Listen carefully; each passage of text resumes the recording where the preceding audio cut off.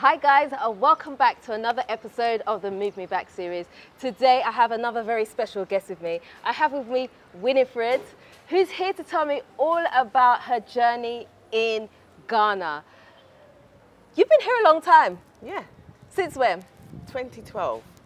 That's longer than me. I've never met anybody that's been here longer than me. Like, Oh, really? no. Oh, I actually thought that we was here around about the same time. Well, okay, I got here 2014, so not too far off, but wow. So tell me, you're in Ghana, are you Ghanaian? Where are you from, first of all? So I was born in London and my parents are Ghanaian. Okay, and you're now living in Ghana? Yes, I am. Now, I am living in Ghana, but I spend a couple of months in the UK during the year. Okay. That's all right. You're still valid. Yeah. You're okay. If you go for a few months and come back, you're valid. So your time is valid. So I'm validating you. Thank you. Yeah. Thank you. Okay. So what prompted you to come to Ghana? Do you know what? Yeah, like I was coming back and forth to Ghana for a few years, and then I was like, you know what? Yeah, my experience is health and social care back in the UK. Okay. So I was like, these young people that I'm working with, they don't even appreciate nothing that I'm doing for them. You know what I mean? Why don't I go back to Ghana? Yeah. And see if I can set up something there and work with the young people there. Stella, that was my intention. Okay. So when I came to Ghana, Ghana will have it, and it will show me all colours that I needed to understand for the country at that time. Because even for me, back then till now, I can see so much changes. Absolutely. And how it's so much easier for diasporans to actually be in Ghana now. Yes. Because back then, listen, please tell them. We were fighting light off, water. There was no Uber. Like, listen. It's like you're speaking for me. Yeah. There was no Uber. You'd have to go out on the roadside, find a taxi. Yep. And then hope that you can get like a few good taxi drivers that you can put them in your phone book and then be calling them on a regular basis, like a minicab service. Yeah. Absolutely. So Ghana really has come a long way in the 10 years that I've been in Ghana. Wow. Yeah. So what are you doing here right now? So right now, I've actually set up a charity called Winifred Africa Foundation. Oh, I like the name. Nice. Because your name's Winifred. Yes, okay. yes. So it's called Winifred Africa Foundation, and we support families on low income with emergency food supply. So we're actually a food bank. Oh. We're actually a food bank. And we also work with teenage mothers and malnutrition children as well. Wow. So is it an NGO? It's an NGO, yes. Right. Okay. Yeah. Wow. So what made you really want to go into that area here? You know what, I feel that there isn't no backative, there's no extra support for people who are on low incomes in this country. So like if you don't have money, then that's it. Yeah. And one of the things that I found that was when you are hungry, then you can't think. Yeah. And then that doesn't allow you to be productive. So it was like, do you know what, especially it was during the pandemic time that we actually started. So why not start a food bank? So then people don't have to think about food. Yeah. They can just think about what they could do with the money that they're able to save from when they go and do their business and use that money to something productive, maybe to start a business or to support something for their family. So that's where that came from, really. So how do you raise funds? So we raise funds from individuals. We have a system where like people donate to us, like farms, farms, supermarkets. Wow. We've got other partners as well. So. That's beautiful. I love that. That's so nice because you've come and you're making an impact. So you're changing people's lives. So that's really beautiful. Yeah. Are you enjoying it? I am enjoying it, you know. Don't get me wrong, it's not without its challenges. Yeah, but I am enjoying it. You know, when people come back and say, oh, thank you, that supported me so much. Yeah. I was able to now save a little bit more money. I can now take my child to school. You know, just so many different little pieces. Yeah, so it's been really fulfilling. It's been a fulfilling journey. Wow, okay. So what has your journey, or how has your journey changed from when you first came to today? Okay, so when I first came, you know, I was living with my family and, you know, a lot of family issues arose, which then meant that I had to, basically, let me say, I was kicked out of my house. I was kicked out of my house. Really? Yeah. What? Basically. Your family house? My family house. So basically, and you know, that's not really a common story. No, that's why I'm looking at you. Like, yeah, it's not really a common story. What did you do? Oh my gosh. You must have done something very bad. Like, what did you do? What did you do? Yeah, I wasn't a bad girl. I just got a phone call one day. It was like, do you know what? You can't stay in my house anymore from my stepmom.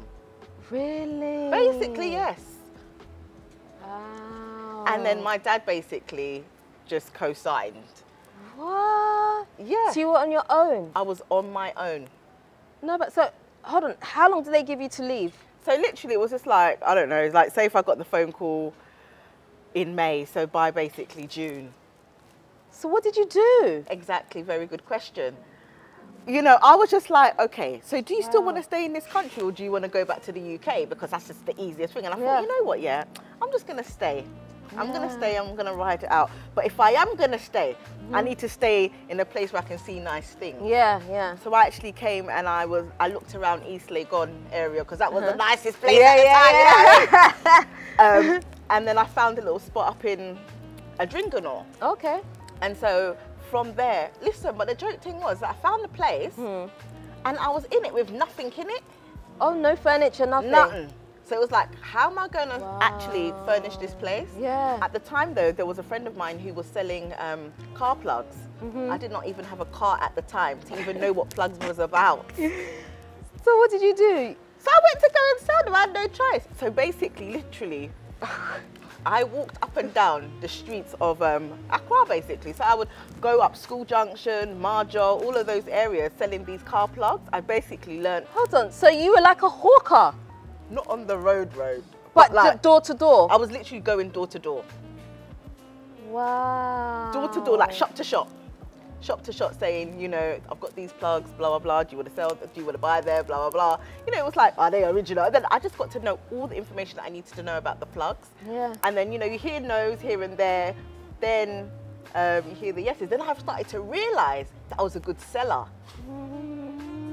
So then I would go and I was like, right, actually, I've got a bit of a knack for this. Yeah. So I could sell. So I started to learn how to negotiate, how to sell, how to understand the Ghanaian business terrain. It was really interesting. It was like, and then I said, okay, well, I'm going to go to Kumasi. So I went to Kumasi for a few months. I went to stay with my auntie and I sold most of the plugs there and I started to do my plug business there. And they started to call me plugs. They saw me the plugs. I'll be in magazine, and they were plugs. What? So that's how much were you selling these plugs for? So I can't even remember. I think it was about 40 Ghana at the time. So you had the short thread and you had the long thread. Yeah. Yeah, I think it was about 40 or 50 Ghana. So were you making enough to be able to support yourself? So I remember the first week I probably earned about 60, then it was about 200, then it was about 5, then it was about 1,000, then I started making like 2,000 and I started making money from it. And then I went into work for a company and then I was also selling pharmaceutical products. And then I just realised then that I could sell. Yeah. And we was introducing things into the market. So then I realised that I'm able to actually introduce things into the market with that experience as well. So, so what turned out to be something that was, I don't know, like a bad situation, I was able to get some colour out of it for myself. Yeah. Hey, that's serious, you know? Yeah. Like, this is a story, this is like a real story. To have, most people would have left, but you went hustling. I went hustling. And then, you know, and the thing is that once I had done that, I was like, okay, well, I can actually stay here. This is all right. Yeah. And then, so after I had got money to dress up the flat, because that's basically what it was for, it got burgled. And they took everything that they needed. What? Yeah. So you're back to square one? Back to square one. And then, so I basically fixed up the place again, then it happened again, and I was like, oh, do you know what? No, they're targeting you. Yeah, I thought, you know, I can't stay here anymore. So I left and I went to stay all the way in the Kaswa area. Yeah. And then, and I've been up that side of town ever since, really. Wow. Yeah. So hold on, so from being kicked out to then trying to hustle and being robbed twice, you still didn't think, I've got to go back? Do you know what? Yeah, I thought, you know, it's all part and parcel, isn't it, really and truly? And I just thought, Okay, so what that taught me though about the burglary situation was that when I'm looking for a property, what to look out for. Right. So like if someone says to me, oh, you know what, yeah, what kind of, I can tell you what you need to look out for, because in that apartment, one of the burglar-proof windows in which they entered into was at the outside of the property and not in the inside. Oh, so they were able to... So they were able to take the burglar-proof out of the wall. Was it the ones that are screwed into the wall? I think so. Right. I can't remember. Yeah, I think it might have been. Yeah. But they managed to take it out, remove the slides, cut up the net, everything, and then make their way in there. Oh, you had louvers. Yeah. Right, okay, because we got robbed once when we were living in Oyibi, and they basically came with a screwdriver and just took out the burglar bars and opened the window and came in. Oh. That's how we were robbed. So I guess yours is similar. We didn't have louvers though, but... Yeah. Right. So that in particular window, that was the problem with it. It had it on the outside. Yeah. And so now, and it had, I thought, oh yeah, the fact that it had burglar proof going all around. Yeah. You know, the barbed wire. Yeah. That's all I needed. No. And then after that, I was able to see how they could breach. Listen, so now. You're a security expert. Trust me. If I'm going to a place, I'm like, okay then, so let me see the entry point. Yeah. Yeah. But how were they getting over the barbed wire? So what they did was they got cement. Yeah. And then they placed it on top of the barbed wire. Oh, damn, these people are creative. Yeah. What? Don't mess around. What? So. Wow, okay. So you went from that, and so you went to work for a company, and then after that, then you set up your charity? Is that how it went? Okay, so then after that, what happened is I then actually went back to the UK. Okay, you went back for how long? I went back for about, I don't know, 6 months, 7 months. Okay. Because at that point I realized, okay, well, I wanted to just advance in my skills. Yeah. So that's what I went to do. So, and then I became a certified life coach during that time. Oh my gosh, there's nothing stopping you. Yeah. So. Really? So you do life coaching as well? Yes, I do life coaching as well. Wow. Yeah. That's amazing. Like, I'm talking to you and I'm getting stuck for questions because I'm just like, wow, okay. Yeah. No, that's amazing. Wow. So do you have like friends here? Do you have a network of people that are supporting you through all of this? So you know what, lucky for me at the time, I had one friend here. And so like every little thing that used to happen with me, I'll be like, oh, where are you? We used to set up meetings. We'd be like, oh, where are you? Let's have a meeting. Yeah. And we'll just debrief on what's going on and then we'll just kind of like think about what the best next step was. And so she went back to the UK. And so what I have done is that I do have now a new set of friends that I can that actually are supportive of me. Okay. Where did you find your friends or how did you meet them? So just through networking. Through events and stuff here in Ghana, and through introductions. Yeah. So that's the thing that I found here to be really easy, is kind of being able to network with people is so easy. Like you can just be sitting down having dinner somewhere and then you end up speaking to someone, you're like, oh, and then you kind of go from there. It's really easy in that sense. So that's really good there, because I feel like you definitely need some type of support network when you're here, because not all the time it's up. You have downs as well. Absolutely, so when you have those downs, you need people around you to kind of say, look, it's okay, let's just do this and let's kind of keep going. Yeah. Wow. So do you have any intention of going back to the UK, like moving back, not on holidays, but just like moving back? Not really moving back permanently, but I must say though, when I do go back to the UK for a few months, I have a fantastic time. Really? Oh yeah, absolutely. I like the UK. Okay. I like living in London, yeah, I do. You like, okay, so what do you like more? Do you like UK more or do you like Ghana more? I mean, I love Ghana. Right. Yeah, and I do, and I also like my time in the UK. Yeah. But it's like home from home for me. Right. I don't really think, I love Ghana because of the weather and for the opportunities that it offers me. But at the same time, when I go back to the UK, I enjoy it. Really? Yeah. That's amazing. Yeah, I actually enjoy it. I enjoy it. That's really good, because a lot of people that I meet, they're like, oh yeah, you know, I'm from the UK. They kind of like it, but they don't have that desire to like really kind of go back. They just feel like, you know, like me, I want to go for shopping and see a few people that I miss and that's it, then I'm pretty much out. But you really like your time there. Yeah, I like it because I do things that make me feel happy there. And I'm also kind of doing the same work that I do here there. Yeah. So I kind of still feel like I'm still fulfilled in that way. I mean, oftentimes like people are not happy with what they're actually doing in the UK. Yes. That's a major point. Yeah. Yeah, but I'm at the point now where I'm actually doing what I like there as well. So you're fulfilled. That's what it is, right? Yeah, I feel so. Yeah. Wow. Okay. So do you feel that Ghana kind of forced you to become more entrepreneurial and really hone in on your skill sets? Absolutely, 100%. If I did not come to Ghana, I would not be who I am today. What do you think you'd be doing? If I didn't come to Ghana? Yeah. Oh, I'll just be in the UK, just working.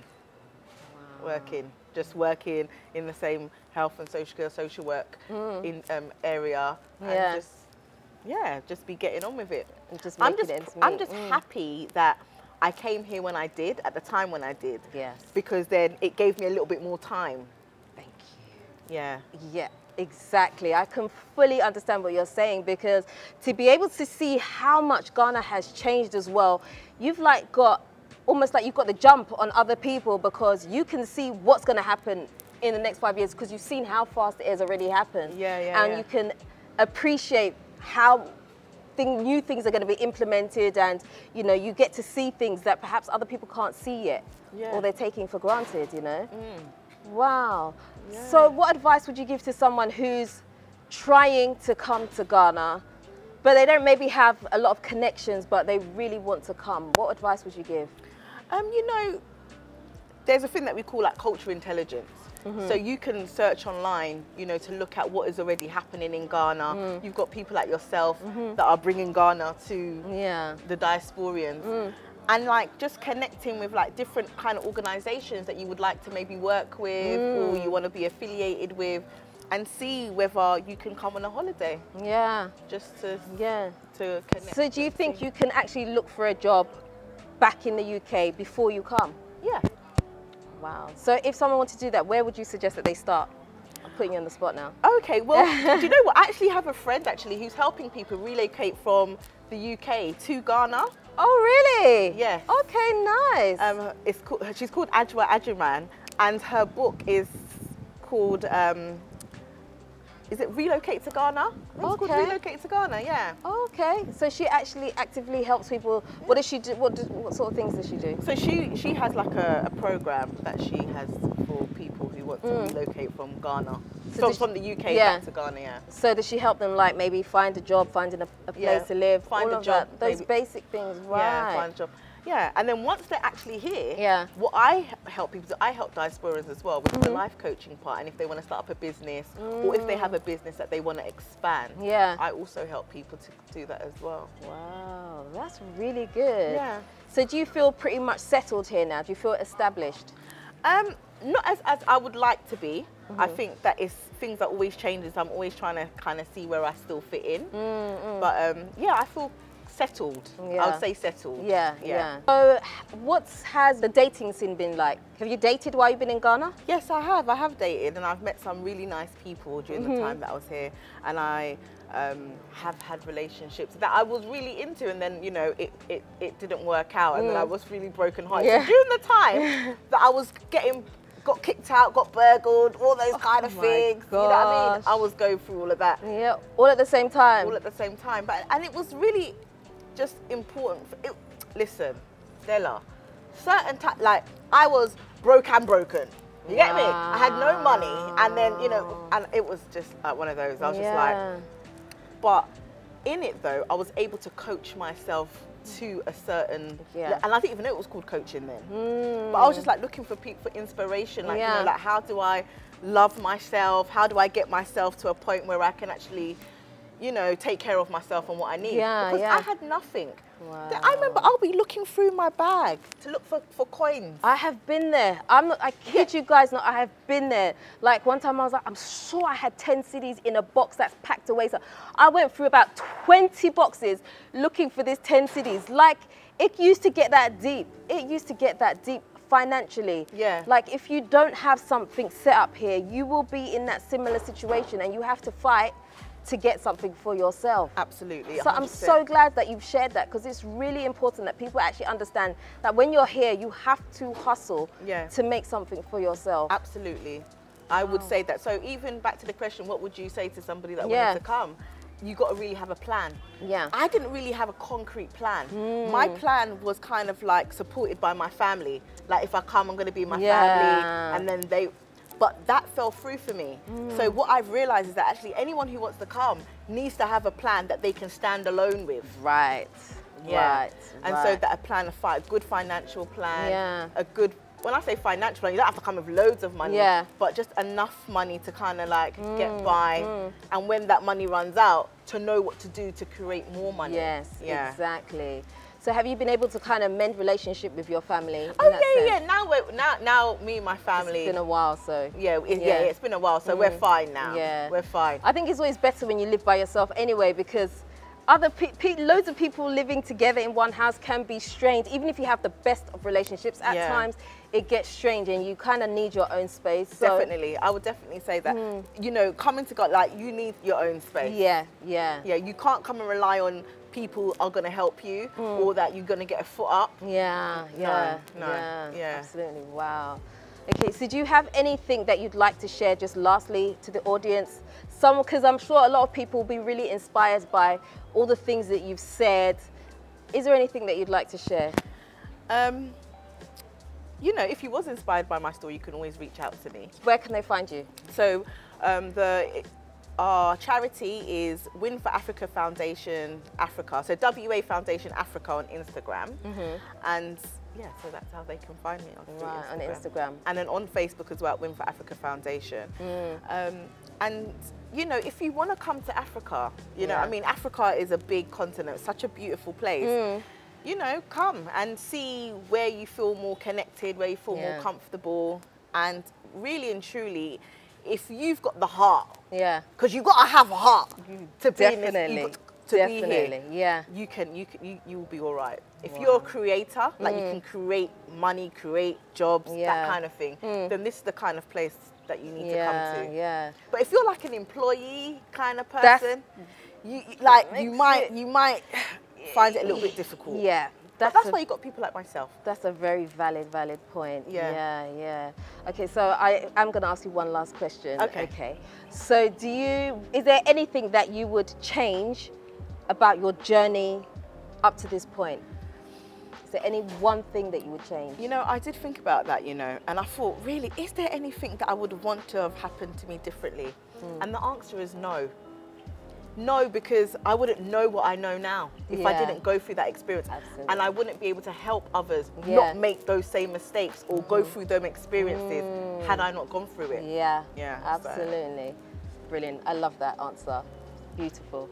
So there you guys go. You have to be inspired by her story because, as I said, coming to Ghana is very much a grind and it's one that you need to see out. It's a long haul. Ghana very much has its kind of ups and downs. Sometimes things go well, sometimes things are a bit harder, and you have to be able to ride through that. Actually, at what point would you say you felt kind of like more settled here? Like how many years do you reckon before you were like, this is the right decision and I'm going to continue?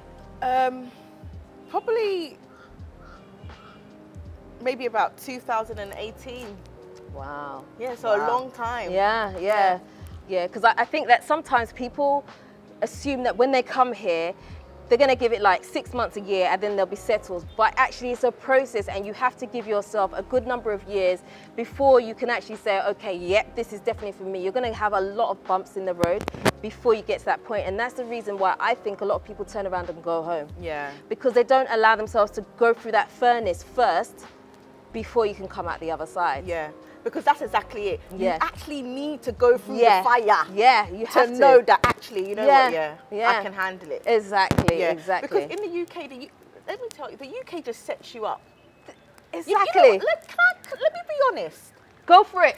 When I came here and I experienced light off and no water, I used to think to myself, what's more important, water or electricity? Like, choose one, choose. And it's like, hold on a minute, and then I was like to my cousin, what's more important, water or electricity? Like, water, of course. And I was like, you know what, it's true. But I never had to think about that. Ever Had to think about that. Do you know, one day we had light off in the UK for like, I think it was like 12 hours. It wasn't more than 24 hours. And I wrote this letter to them. I was like, I need compensation. The stuff in my fridge is going to be spoiled. And they sent me money. They sent me compensation. I'm telling you. ECG, see what they'll say to They'll you. just return your letter to you, my friend, please. Yeah. So just like stuff like that, and even learning what fruits, what trees belong to what fruit. Right. What fruit belong to what tree. Yeah. All of that. It's so true. So just like Ghana, I mean, the UK just cushions you. Yeah. And it just keeps you kind of mollycoddled. Yeah. But Ghana is like real life. Yeah, absolutely. But you live here. When you get it right, you can really live here. Yeah, absolutely. I agree with you. Yeah, I love it. So thank you so much for talking to me today. Thank you for having me. I've appreciated the time a lot. So thank you. So guys, don't forget, please go check her out on Instagram. I'll put all of Winifred's details into the description box so you can easily find her. Do hit her up. And obviously if you want to support her charity as well, that's there. I'm sure she'd appreciate the support. And obviously everyone that's using her services would also appreciate your support. Every little helps, you know what I'm saying? So guys, that's the end of today's video. I hope you've enjoyed it. If you haven't already subscribed, please do me a favor. Hit the subscribe button and the notification bell. Don't forget to also like, comment and share this video. Until next time, I am out. Naughty Papa.